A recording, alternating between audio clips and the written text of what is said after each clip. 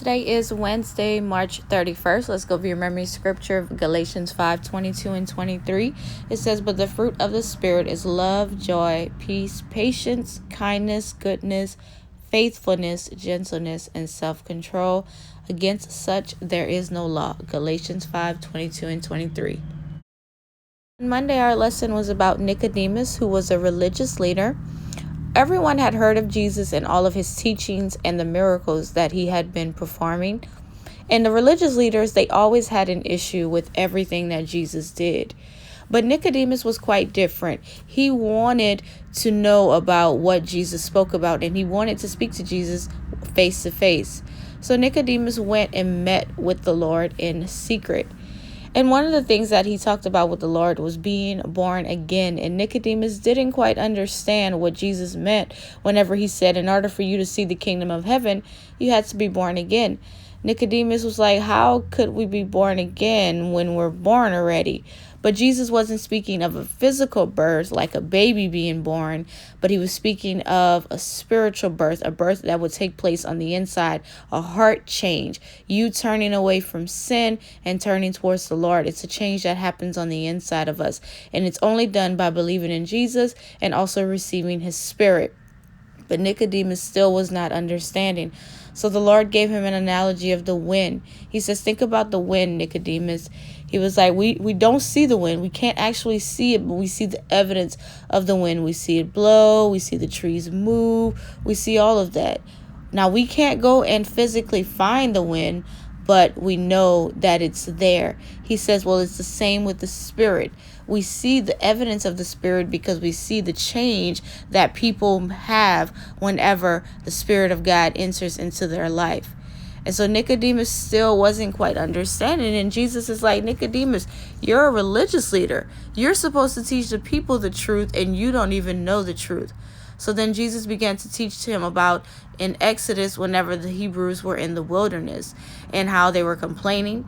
And so the Lord sent snakes in the camp of Israel, and it began to bite the people, and people were dying from the snake bites. And so the people asked Moses to please get rid of the snakes. And so God told Moses to make what's called a brass serpent. And that's here on the picture. And the Lord said that anyone that would look upon the brass serpent would be healed from the snake bites. And so Jesus brought that analogy because the religious leaders studied the scriptures of Moses, especially the law of Moses. So he knew Nicodemus would know exactly what story he was talking about. So Nicodemus knew exactly what the Lord referred to. And Jesus said, well, it's the same thing with the Son of Man.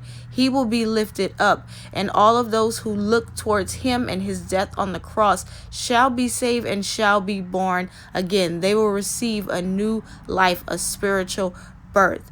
So that is what Jesus was speaking about when he told Nicodemus about being born again. It's a spiritual thing. Remember, spiritual things are the things that we cannot see, but we'll see the evidence of it. And that's what Jesus was saying. He says someone who used to lie or steal or do all kinds of bad things, once they encounter the Spirit of God and God changes them, they will not continue to do those things anymore, because you cannot truly meet the Lord and stay the same. You will have to change. Nicodemus understood and became a secret follower of Jesus because, remember, he's a religious leader, and the religious leaders don't like Jesus and his teachings. And so Nicodemus had to keep it a secret that he did believe in the Lord. But we'll talk about him again whenever Jesus is crucified. We'll see Nicodemus again. So Jesus and his disciples would often go to different cities where Jesus would preach the word, and he would also perform many miracles. One day, Jesus and his disciples wanted to go from Judea to Galilee. Now, if you look on the map here, Judea is on the bottom in blue, and then Galilee is in the north up top in like the red. Now, if you look, there's a city in between Judea and Galilee, and it's called Samaria. Samaria was the city that you would have to pass through in order to travel from Judea to Galilee. Problem is, the Hebrews did not like the people in Samaria. They did not like to travel through Samaria. So they would go like a whole different route so that they wouldn't travel through the city of Samaria. Why they didn't like the people of Samaria? Well, the Hebrews believed that the temple should only be in Jerusalem, which it was, but the Samaritan people built their own temple in Samaria. So the Hebrews had an issue with that. Also, the Samaritan people were a mixed blood people, meaning they weren't 100% Hebrew, but they were mixed with other things as well. So the Hebrews didn't feel like they were real Hebrews, the Samaritans, because they were mixed blood. So because of all of this, the Hebrews chose not to associate or be around the Samaritans. But Jesus was about to change that. Whenever they were going to travel from Judea to Galilee, he told his disciples that he needed to go to Samaria, that he needed to pass through the city of Samaria. And I'm sure his disciples might have been like, yeah, but we don't really. But they listened to the Lord, and so they went.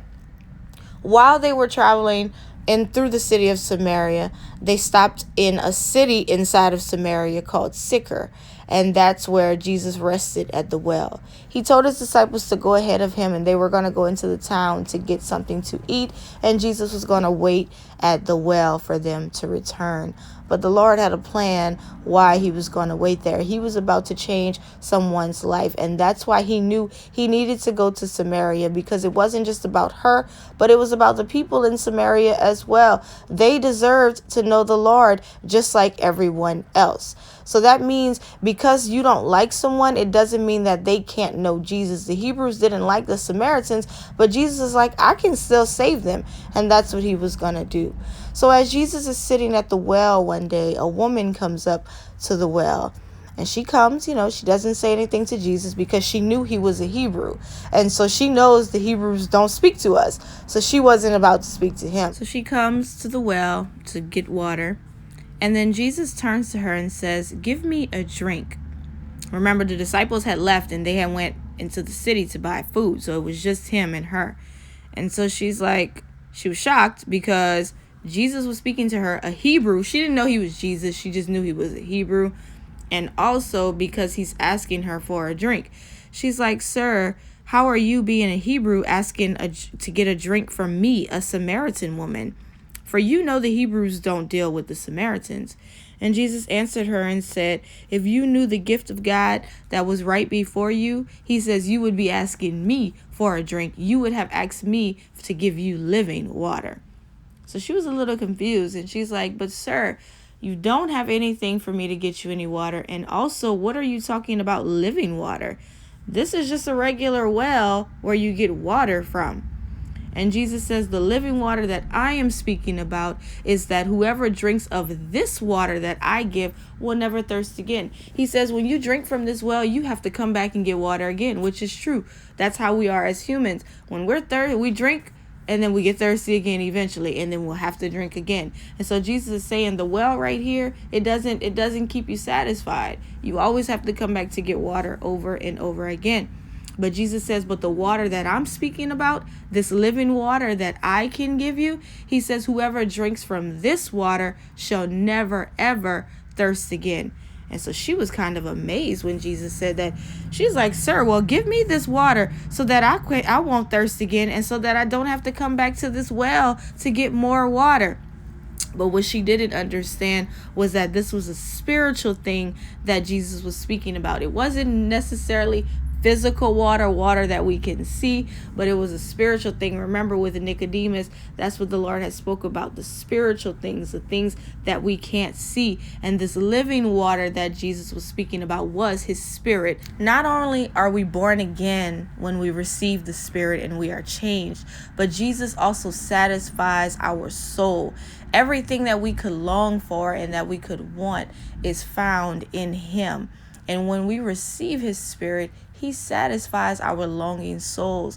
The soul often, when you're lost, it wants different things. It's trying to find things to be happy. Some people go their whole lives, thinking that having money, having all kinds of things will satisfy them, and it doesn't. It's kind of like what Jesus was saying with the water. You got to drink it again and again because it doesn't satisfy you. But when we receive the Spirit of God, he satisfies us. And when we have the Lord, we realize, man, God is everything that I need. My joy, my peace. He's my provider. Everything that I need comes from him. He is the only one that can satisfy our souls. Nothing else can. And this woman needed to hear that, because then Jesus tells her, he says, okay, you want the living water? Well, go and call your husband to come here. And she says, I have no husband. And Jesus said, yes, I know. He says, you don't have a husband, for you already have 5 husbands, and the person you're with now is not your husband. So this woman, her issue was she had multiple husbands, and that was probably because she was not satisfied with life. So she thought that having different husbands was the answer, when that was not the answer at all. She really needed the Lord. But of course, when Jesus began to call out her sin and her issue of having multiple husbands, she tried to change the subject. And she says, she said, well, sir, I know that you are a prophet because you are telling me things like this. She says, so our fathers have worshipped on this mountain. And when you Hebrews say that Jerusalem is the only place where people can worship. So she was speaking about the temple. Remember, I told you that the one of the reasons the Hebrews didn't like the Samaritans was because they had a temple in Samaria. Well, that's what she was asking about. She was like, y'all are mad at us for building a temple. She was like, but Jacob, our forefather, worshipped here on this mountain. So that's why we have a temple here, because he worshipped here. But Jesus knew what she was trying to do. She was trying to change the subject because she didn't want to talk about her sin. So Jesus said, listen, he says, woman, the time is coming where you will neither worship in this mountain or in Jerusalem. It won't even matter where you worship. He says, what will matter is that you worship me in spirit and in truth. That's who the Father is seeking, for those to worship him that way. God is a spirit, and those who worship him must worship him in spirit and truth. And so the Lord was telling her, like, look, a change is coming. It's not even going to matter about the temple anymore, or about where you worship, or any of that. The Lord said is what's going to matter is that you worship God through his spirit, and also through his truth, which is his word, and also through Jesus, because he is the spirit and the truth. And so after that, she says, I know that the Messiah is coming, and so he's going to explain all of these things to us. So Jesus looked at her. He says, I am the Messiah. And she just was shocked, because she didn't realize this whole time she had been speaking to the Messiah, the one who was telling her he could give her living water. He could satisfy her soul. He knew that she didn't have a husband. All of that. She didn't realize that this man that she was speaking to was the Messiah. Immediately, whenever she realizes that this is the Messiah, she gets amazed, and she's like, oh my goodness, you are the Lord. And she believed immediately, and she drank of the living water right then and there, the spiritual water that she was asking about, that Jesus told her about. She drank of the water, and she believed. And she didn't just believe, she was so amazed at this that she went and ran into the city and told everyone, come see a man who told me all of the things I ever did. Could this be the Christ? So everyone in the city, whenever she went and told them about the Lord that she met at the well, they came to the city. And in the meantime, the disciples had returned, and they were like, okay, Jesus, here you go ahead and eat. But Jesus said, I don't want to eat right now. I have work to do. He says, my food is to do the will of God who sent me. And what Jesus meant by that was that he came to do a work here in Samaria, on the earth, but also in Samaria. He's like, I don't even want to eat right now. He says, look, the people are hungry here. They are thirsty for the spiritual things. They need me right now in Samaria. And that's exactly what the people did. When she went and told them, the people came to the well so that they could hear Jesus. And when they heard him preach and teach and testify, they all believed in him. And so they actually asked Jesus to stay for 2 days. Remember, Jesus and his disciples were just passing through Samaria, but instead, when the people came, they begged Jesus to stay for 2 extra days to preach to them. And so the woman believed, and the people also said, we believe as well, because we have heard him for ourselves. So see, the Lord knew he needed to pass through Samaria. He knew that the Samaritan people needed him, and that's exactly why he stopped there, rested at the well. He told the woman everything that she needed to hear. Then she went and told the people in the city, and look how change has happened in the city of Samaria. That is our Bible lesson today about the woman at the well, and how she drank of the living water, and how the people of Samaria also drank of the living water, and they believed in Jesus.